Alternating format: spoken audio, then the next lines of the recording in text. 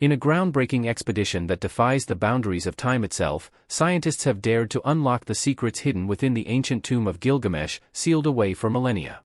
Many believed it was merely a fable, a narrative of unreal giants.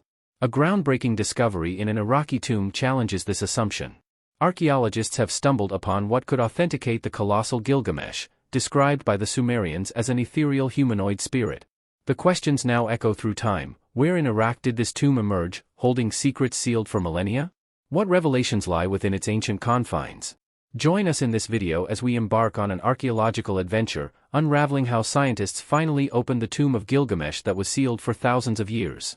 Gilgamesh's odyssey from tyranny to triumph in the heart of ancient Mesopotamia is a tale that transcended the ages. The epic story of Gilgamesh, a once tyrannical ruler whose journey from arrogance to heroism sets the stage for an unforgettable adventure. His story began in a realm of ceaseless building projects and the domineering assertion of rights over newlywed brides. However, it was Gilgamesh's hubris that became the catalyst for the extraordinary events that followed. In response to the suffering of the people under Gilgamesh's tyrannical reign, the gods crafted a wild man named Enkidu, designed to be Gilgamesh's equal in strength. Yet what unfolded was an unexpected twist of fate, as the two adversaries became the closest of friends. With Enkidu's introduction to civilization and his deep bond with Gilgamesh, the duo embarked on a heroic quest that would shape the destiny of their world. Their first grand adventure took them into the heart of the cedar forest, a realm protected by Humbaba, a fearsome and monstrous demigod. Humbaba, with a visage that strikes terror into the bravest hearts, stood as the guardian of the sacred cedar trees, precious treasures in ancient Mesopotamia. Despite ominous warnings about Humbaba's colossal power and the dire consequences of trespassing into the sacred forest, Gilgamesh and Enkidu, driven by the former's insatiable desire for fame and glory, decided to challenge the formidable demigod. Armed with Gilgamesh's unparalleled strength, unwavering determination, and the divine aid of the sun god Shamash, the duo confronted Humbaba in an epic battle. The clash was nothing short of intense, a spectacle that captivated both the mortal realm and the divine pantheon.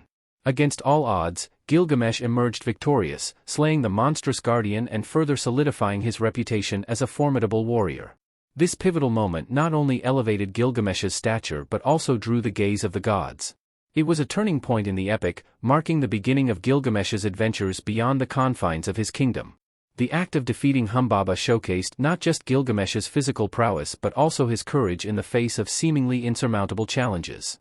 As the echoes of their triumph reverberated through the land, Gilgamesh and Enkidu stood at the threshold of a new chapter in their adventure. Little did they know that their journey would take them to uncharted territories, testing not only their strength but also their resilience, friendship, and the very fabric of their existence.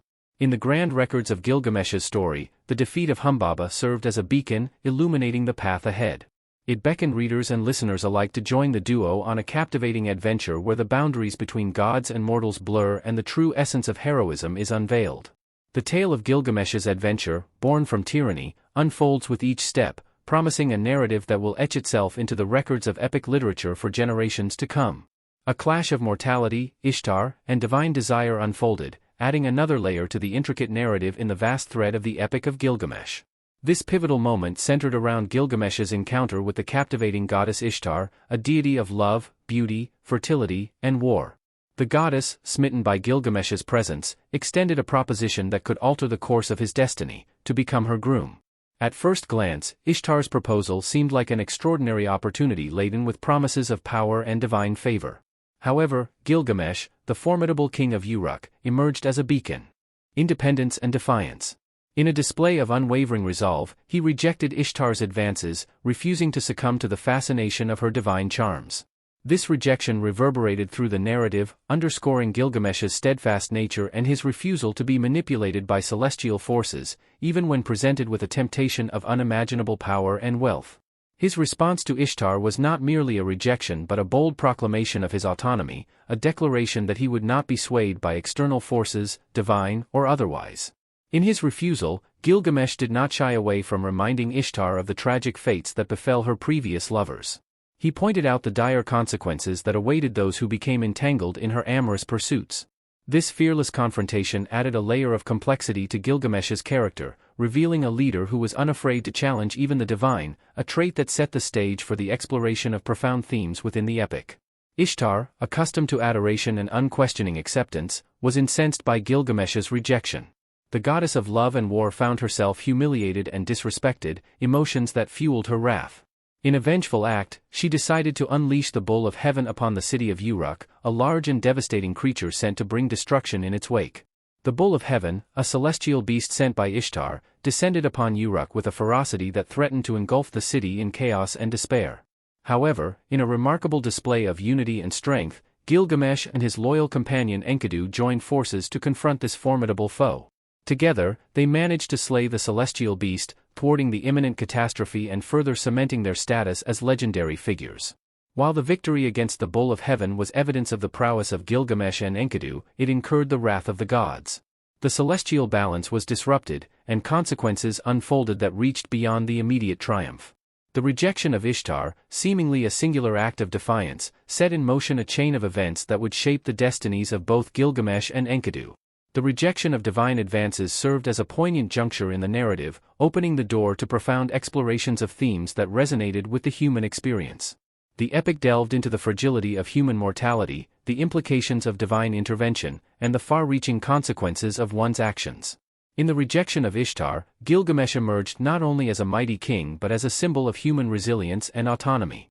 His unwillingness to be swayed by the whims of the divine established him as a protagonist whose journey was marked by a relentless pursuit of self-determination, a theme that would continue to unfold as the epic progressed. As the echoes of Gilgamesh's defiance reverberated through the narrative, the stage was set for a deeper exploration of the intricate interplay between gods and mortals, destiny, and free will. The rejection of Ishtar, a seemingly personal act, became a catalyst for a broader examination of the fundamental questions that have intrigued humanity throughout the ages, making this episode another significant brushstroke in the grand thread of the Epic of Gilgamesh. Gilgamesh's quest for immortality led him on an extraordinary journey that tested the limits of his resilience and endurance. Determined to avoid the fate of Enkidu, his beloved friend who had succumbed to death, Gilgamesh sought out Utnapishtim, a man granted immortality after surviving a great flood. The journey was epic, with Gilgamesh traversing vast mountains